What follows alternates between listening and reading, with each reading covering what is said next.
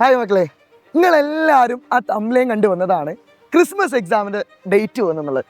സ്വാഭാവികമായിട്ട് നമ്മളെല്ലാവരും ചിന്തിക്കുന്ന കാര്യമാണ് ക്രിസ്മസ് എക്സാം ആയാലും എന്നാ തുടങ്ങേണ്ടതെന്നുള്ളത്.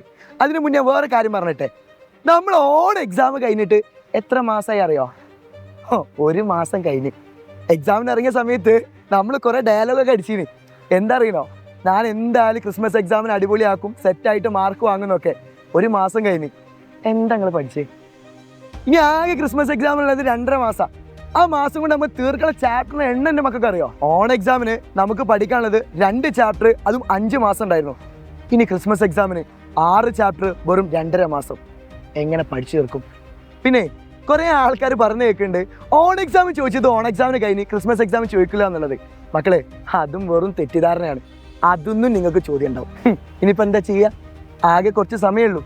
കൃത്യമായിട്ട് പ്ലാൻ വേണം. അപ്പം എന്താ ചെയ്യാന്നല്ലേ?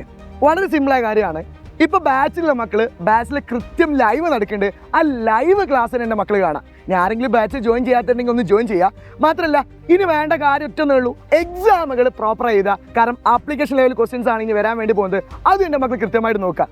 ഇത് രണ്ടും നമുക്ക് സെറ്റപ്പ് ആക്കാം. മക്കളെ, ആരെങ്കിലും ബാച്ച് ജോയിൻ ചെയ്യാത്തവരുണ്ടെങ്കിൽ ഒന്ന് ജോയിൻ ചെയ്തോ. നമ്മൾ അടിപൊളിയായിട്ട് പഠിപ്പിച്ചുകൊണ്ടിരിക്കുകയാണ്.